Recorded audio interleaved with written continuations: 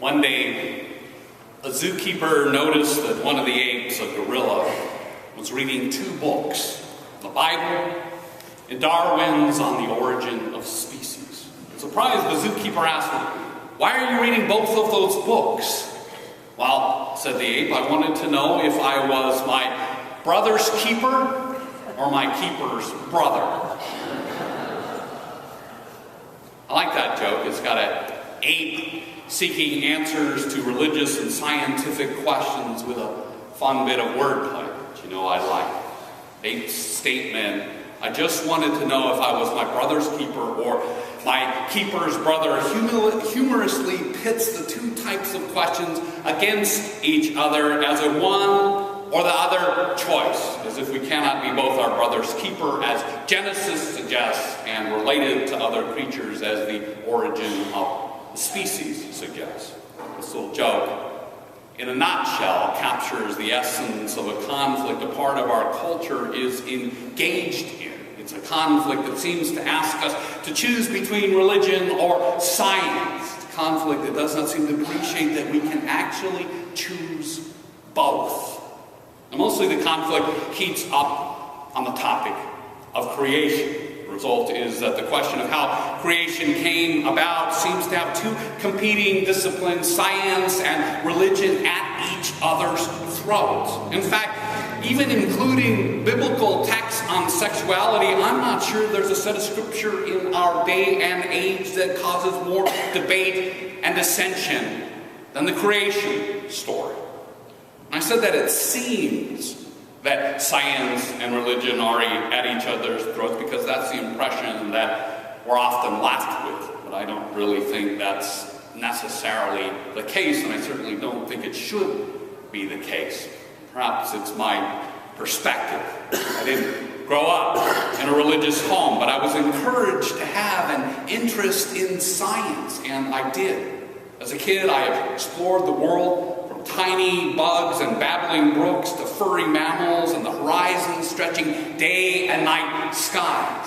And in those awe-filled days of childhood exploration of the wonders of creation, I learned to love not just science and nature, but much of existence itself.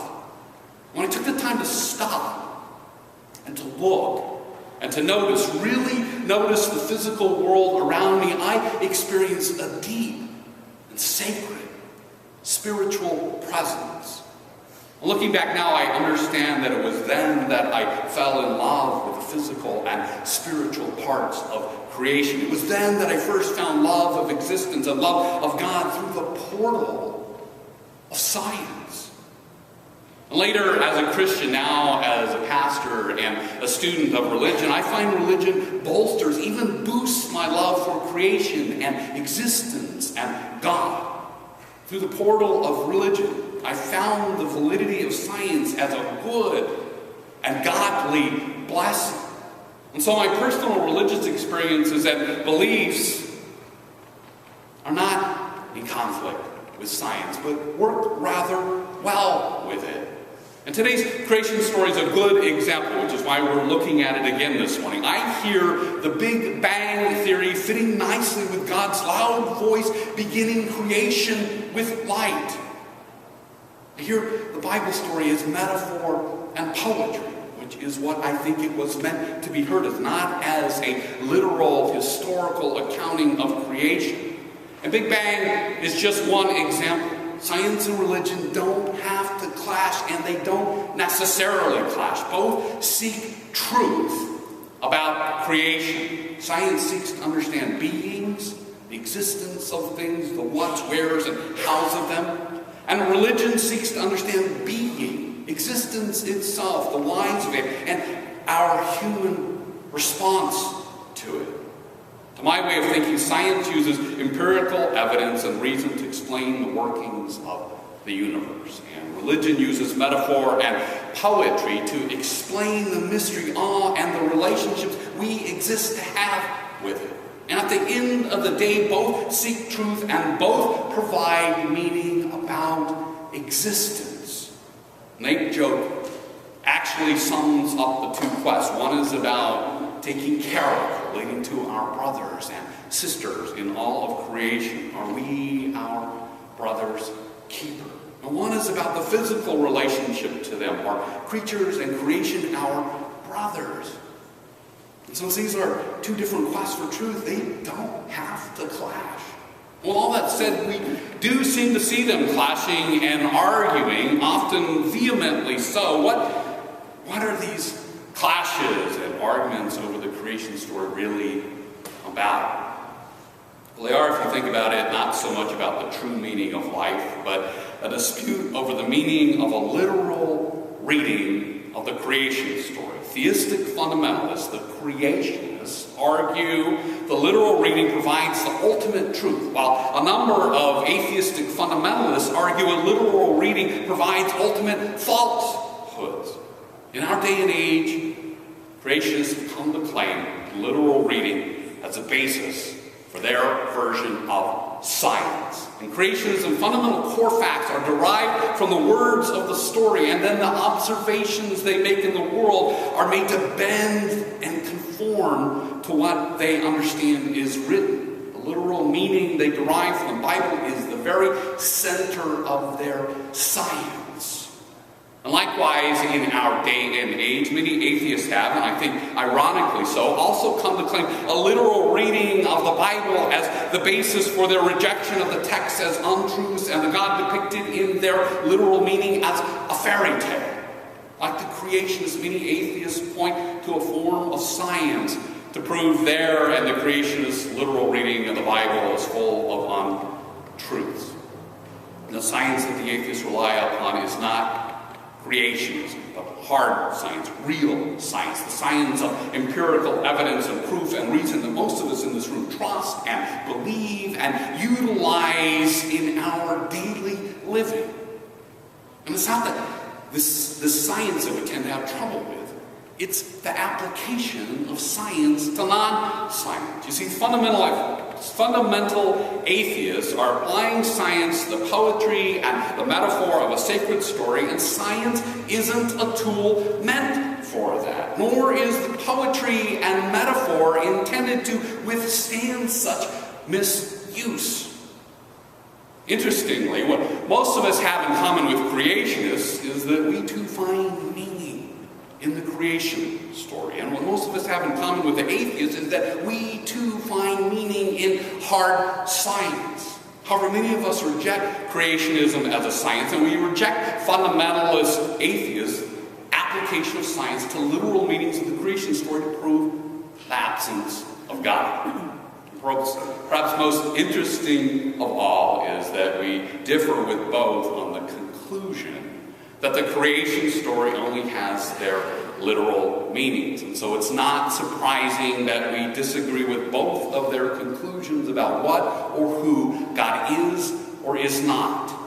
And this can all sound quite complicated, I know, but here's the bottom line. Most of us don't share a creationist and fundamentalist atheist definition of God as a supernatural interventionist deity who wrote the Bible word for word and wields supernatural power to cause disasters and disease and death and miracles as he metes out punishment and reward. Frankly, if that's the definition of God, I don't believe in that God, and I never could. And I find it quite ironic that finding the United Church of Christ caused me to deny that definition of God is true. Perhaps it's as ironic as the fact that science helped me experience God. But what or who is this God that I experience, that we experience? And is the God that I experience provable? I actually came across a question and answer thread as I was researching this sermon online at a TED site. And the question thread asks whether it's possible to create an experiment to prove that God exists. And people have been trying to prove God exists for a while, some with logic, some with experiments. Here's the thing, you pretty much have to have a definition of God to know what you are trying to prove and how to determine if you have succeeded. I just mentioned that I don't believe in the creationist and fundamentalist atheist definition of God as a superpower interventionist deity who wields supernatural power to not only create and love, to cause catastrophes, supernatural miracles while meting out punishment and rewards. I don't understand God to be a volatile king who we need to appease to garner love. The God I believe in is the great being that we live and move and have our being, and the great being who calls each part of creation into being and toward its best beingness. The great being we hear about every week, the one who is love, who seeks justice and peace in creation and calls and beckons us in each moment to do the same in our beingness. This God, if we think about it, is the reality, the beingness we are immersed in. The beauty of this reality is that it all happens whether we believe in it or not. With or without a belief in God, we experience this call and desire for creation and our bestness and well-being. And so see, we don't need to prove that reality exists. We only need to decide the nature of its meaning. And if we understand God as our reality or reality as God, then we don't need to set up an experiment to prove it. Reality is self-evident. And I get that there's a debate about God, but it's not about the existence of reality. It's about the nature of it, how to understand it, how to relate to it, how to name it. What does it mean? And even if God's rejected as the nature of reality, science still seeks to understand the meaning of the what and the where and the hows of it. And religion still seeks to understand the meaning of the why of the reality and human response to it. From this perspective, it can be more than a little frustrating to have God simplified to an assumption that in the there is a God, there isn't a God debate, that the only form of God at issue is a separate, transcendent, supernatural being with powers imagined and argued about by humankind. Debate, for me, is more properly phrased, is how we understand the immanent, the present, the transcendent, the untouchable and unknowable nature of reality, and how we choose to respond to it, the great I am, to the great being, the supreme being, if you will. The existence of reality is pretty much a given. And while science explores truths about the physical parts of it, it's not in the business of deciding how to respond to it, nor is it in the business of providing metaphor and poetic answers to the human whys of reality, our beingness. Nor is science aptly applied to describe reality's transcendence nature, its mysteries and its wonders, the odds within and beyond scientific experiments and explanations. Albert Einstein noted science mathematical equations had limits in describing reality. He wrote, I quote, "As far as the laws of mathematics refer to reality, they're not certain. And as far as they are certain, they don't refer to reality." There's this wonderful book by Barbara Brown Taylor called The Luminous Web. Mother Taylor's a remarkable Episcopal preacher known for her preaching and amazing sermons. From her work, one can glean she's an exceptional spirit person and intellect. The Luminous Web is one of her more obscure books. It addresses science and religion as she explores in fascinating detail and thought the point of truth at which science and religion meet in reality. I'm particularly fascinated by her emphasis on what I call the touch point of the relational aspect of quantum physics and religion. Both look inside and out, and they seem to meet at an interconnected oneness in what Reverend Taylor calls the luminous web. Subatomic particles and the laws gleaned from their existence and behavior suggest the presence and need for relational aspects in the reality of things, just as our sacred text suggests relational aspects are present and needed for us in reality. In that sense, there's a meld in my mind of science and religion, religious findings. Relationships make up reality at both the science and religious levels. It's fair to say that how we relate to God and creation of others is the whole point of Jesus' message and way. It's also fair to say that God can be understood as the name or the metaphor or the explanation.